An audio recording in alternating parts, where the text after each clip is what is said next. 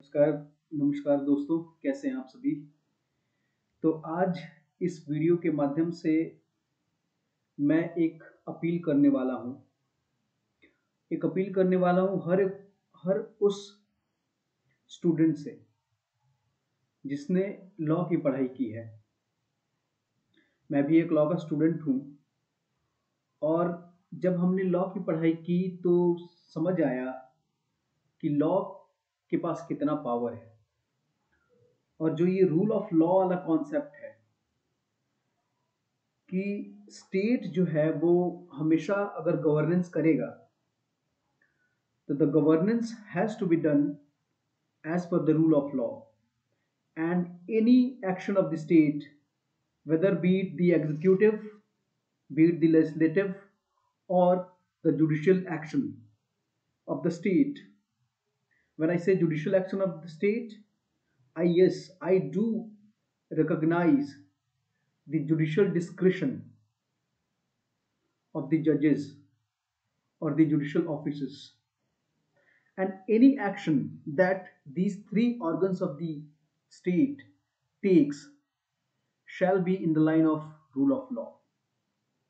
The rule of law is very well defined as the of the subjects, rule of the subjects by the state according to the legitimate and valid and non-arbitrary law.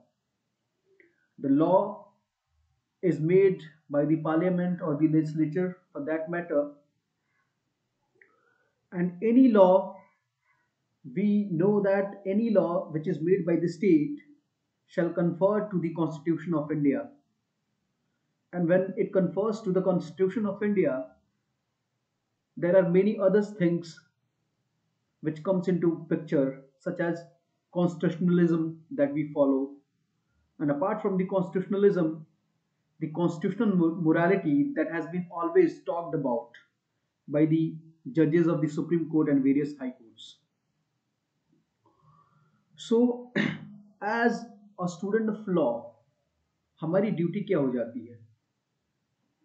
As the student of law, it becomes our duty to assist the common masses with the awareness of the law. When I say to assist the common masses with the awareness of the law, we know that there is a proverb which says that ignorance of law is not an excuse. But what is the state doing that the common masses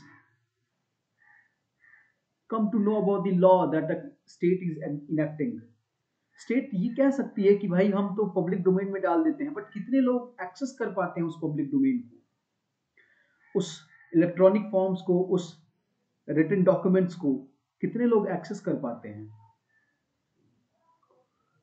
तो जब हम एक law student हैं तो हमारी ये responsibility बन जाती है कि हम जो हमारी ये नॉलेज है उसको डिसिपेट करें, उसको स्प्रेड आउट करें, कॉमन मासेस तक लेकर जाएं। और अगर हम इसमें सक्षम हो जाते हैं तो बिलीव मी, हमारा पर्पस सॉल्व होता है। जैसा कि एक मेडिकल प्रैक्टिशनर जब किसी एक पेशेंट का इलाज कर देता है तो जो सेटिस्फैक्शन मिलता है उसको, उसी तरीके से हम being the legal practitioners, being the member of the legal fraternity, being the legal students, we know that कि जब हमारे पास कोई केसेस आता है तो हम उसके ऊपर we protect the rights of the accused person, right. But अगर हम उससे एक स्टेप पहले का काम करें, हम क्या करें, हम अपने नॉलेज को लोगों तक पहुंचाएं, हम लोगों को बताएं कि तुम्हारे पास ये अधिकार हैं, ये सारे राइट्स हैं जो कि तुम एक्सरसाइज करते हो। जब कोई एक पुलिस ऑफिसर आपके पास आता है और क्वेश्चनिंग करता है तो आपके पास ये अधिकार है कि आप उसको वो सारे क्वेश्चंस का आंसर ना करें जो कि आपको इंक्रिमिनेट कर सकता है। आप उससे पूछें कि आप किस बेसिस पे मुझे अरेस्ट कर रहे हैं। आप उससे पूछें कि आपके पास कोई वारंट है कि आप मेरे घर में घुस के सर्च कर रहे हैं? आपके पास कोई अथॉरिटी है कि आप मुझे उठाकर लेकर आए हैं एग्जामिन करने के लिए? सो ये सारी चीजें अगर हम कॉमन मासेस तक पहुंचा पाएंगे तो हमारा पर्पस फुलफिल हो जाएगा।